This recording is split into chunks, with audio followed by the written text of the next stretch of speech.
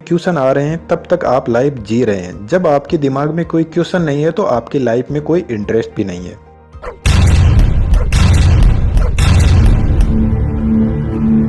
आज के जो मॉडर्न एयरक्राफ्ट है जिनका वजन 400, 500, 600 टन तक होता है और यह इतने भारी वजन को लेकर आसानी से उड़ जाते हैं, लेकिन इनके पीछे जो इनकी उड़ने की प्रोसेस होती है वह बहुत ही कॉम्प्लेक्स प्रोसेस होती है और जो पायलट होता है उसकी बहुत ही ज्यादा रेस्पॉन्सिबल जॉब होती है एयरप्लेन में। सबसे पहले अपन यह जानते हैं कि यह एयरप्लेन हवा में कैसे उड़ता है। एयरप्लेन को हवा में उड़ने के लिए मेनली 4 चीजों का सामना करना पड़ता है और यही एयरप्लेन को हवा में उड़ाते हैं। नंबर 1 है थ्रस्ट, नंबर 2 है ड्रैग और नंबर 3 है वेट और नंबर 4 है लिफ्ट। सबसे पहले थ्रस्ट को समझते हैं। थ्रस्ट इंजन से क्रिएट होता है और एयरप्लेन के दोनों साइड विंग पर 2 इंजन लगे रहते हैं और यदि कोई बड़ा एयरप्लेन है तो ज्यादा इंजन भी लगे रहते हैं। एयरप्लेन का इंजन हवा को आगे से खींचता है और हवा को कंप्रेस करके पीछे की तरफ स्पीड में छोड़ देता है और बदले में हवा इंजन को आगे की तरफ फोर्स लगाती है, जिससे हमारा एयरप्लेन आगे बढ़ता है और यही न्यूटन का 3rd लॉ ऑफ मोशन है। तो इंजन सिर्फ और सिर्फ एयरप्लेन को आगे की तरफ फोर्स लगाता है।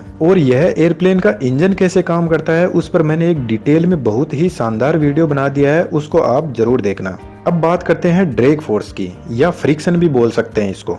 जब आप अपनी कार से ट्रेवल करते हैं और कभी कार की विंडो से यदि हाथ बाहर निकालते हैं तो आपके हाथ को एक फोर्स फील होगा जो हवा का फोर्स होगा और यह आपके हाथ को पीछे की तरफ ले जाने की कोशिश करेगा। लेकिन यहाँ पर जो हमारी कार है उसका थ्रस्ट ज्यादा होता है और हमारा हाथ भी मजबूत होता है, तो हम कार के साथ में चलते रहते हैं।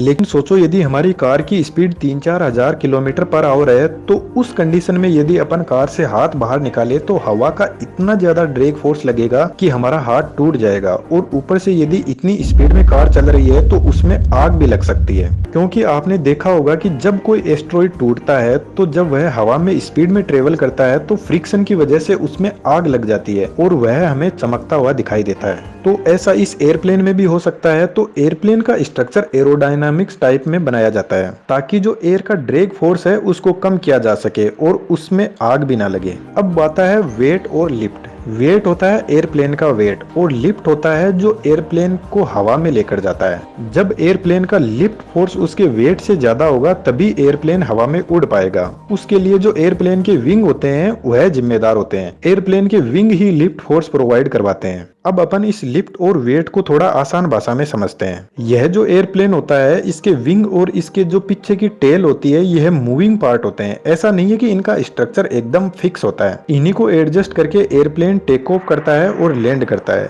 यह विंग फ्लूइड मैकेनिक्स की हेल्प से अपने विंग्स की पोजीशन एडजस्ट करते रहते हैं और इन टेक्नोलॉजी को एयरफॉइल मैकेनिज्म भी कहते हैं। एयरफॉइल मैकेनिज्म की हेल्प से ही यह एयरप्लेन हवा में उड़ता है। एयरप्लेन के पीछे की तरफ यदि देखोगे तो पीछे की तरफ इसकी टेल है, जहां पर यह जो छोटे छोटे विंग लगे हैं उनको एलिवेटर बोलते हैं और यह जो बीच में बना हुआ है इसको रडर बोलते हैं। एलिवेटर जो भी एयरक्राफ्ट पर वर्टिकल फोर्स लगता है उसको एडजस्ट करते हैं और रडर एयरक्राफ्ट के हॉरिजॉन्टल फोर्स को मैनेज करता है। अब यह जो रडर और एलिवेटर है यह भी अपनी पोजीशन चेंज करते रहते हैं अपनी मर्जी।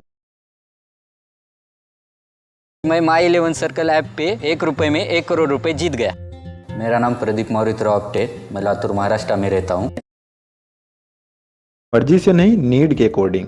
अब यह जो एयरफॉइल मैकेनिज्म है जो इस एयरप्लेन को हवा में उड़ाता है इसको थोड़ा सा समझ लेते हैं। देखिए जब एक एयरफॉइल हवा में उड़ता है तो वह लिफ्ट फोर्स प्रोवाइड करता है। इस एयरफॉइल का स्ट्रक्चर देखिए। इस एयरफॉइल के आगे और पीछे के हिस्से को स्लेट और फ्लैप बोलते हैं और यह स्लेट और फ्लैप अपनी पोजीशन जरूरत के हिसाब से एडजस्ट करते रहते हैं। यदि इस एयरफॉइल को आप सही से देखोगे तो सामने से जो हवा आ रही है उसको यह पीछे की तरफ से नीचे की तरफ दबा रहा है। तो जो भी हवा इस एयरफॉइल के नीचे होगी उसका प्रेशर ज्यादा होगा और जो हवा इस एयरफॉइल के ऊपर होगी उसका प्रेशर कम होगा। अब यह जो प्रेशर का डिफरेंस है ना, इसी से एयरप्लेन को ऊपर फोर्स लगता है। जब हवा का प्रेशर ऊपर की तरफ कम है तो यह एयरक्राफ्ट ज्यादा प्रेशर से कम प्रेशर वाली साइड की तरफ जाएगा और इसी तरीके से इस एयरफॉइल मैकेनिज्म से जो एयरक्राफ्ट के विंग होते हैं उन पर ऊपर की तरफ लिफ्ट फोर्स लगता है। वैसे यह एयरफॉइल मैकेनिज्म थोड़ी सी कॉम्प्लेक्स फिजिक्स का कंसेप्ट है जिसको कभी और वीडियो में समझेंगे।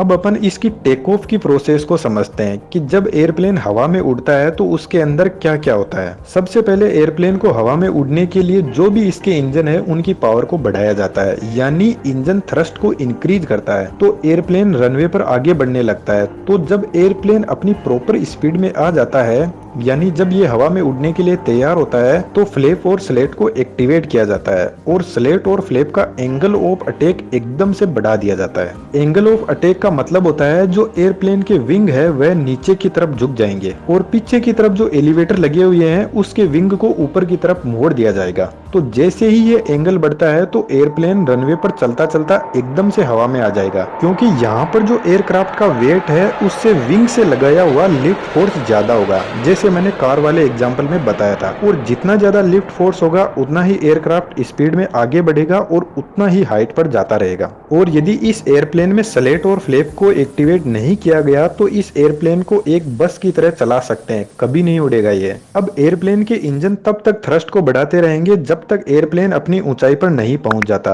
और जब एयरप्लेन अपनी जरूरत की ऊंचाई पर पहुंच जाता है तो विंग का जो एंगल ऑफ अटैक है उसको कम कर दिया जाता है और इस केस में एयरप्लेन का वेट लिफ्ट फोर्स के बराबर में होगा। तो इंजन को थ्रस्ट भी कम जनरेट करना होगा और फ्यूल की कंजम्पशन भी कम होगी। एक बार जब एयरप्लेन रनवे से हवा में आ जाता है तो एयरप्लेन अपने टायर को भी अंदर छुपा लेता है ताकि जो हवा का ड्रैग फोर्स है उसको कम किया जा सके। चलो, अपना एयरप्लेन हवा में तो उड़ गया सक्सेसफुली। अब बात आती है यह हवा में टर्न कैसे लेता है। देखिए, यह भी एक गजब की साइंस है। दो तरीके हैं एयरप्लेन को हवा में टर्न लेने के लिए। पहला, यदि हम पीछे की तरफ यह जो रडर लगा है उसको यदि एडजस्ट करें तो एयरप्लेन टर्न ले सकता है, लेकिन इस कंडीशन में जब एयरप्लेन टर्न लेगा तो जो भी इसके अंदर पैसेंजर है उनको एक साइड में धक्का लगेगा। तो फिर ऐसा क्यों किया जाए, यहाँ पर तो हवा है, हम जैसे चाहे वैसा टर्न ले सकते हैं और यह प्रैक्टिकल मेथड भी नहीं है। तो इसके लिए पायलट एक दूसरा मेथड यूज करते हैं। इस तरीके में एयरप्लेन के विंग है उनको एक को नीचे की तरफ कर दिया जाता है और दूसरे को ऊपर की तरफ कर दिया जाता है। जब ऐसा किया जाएगा तो एयरप्लेन ऐसे तिरछा हो जाएगा।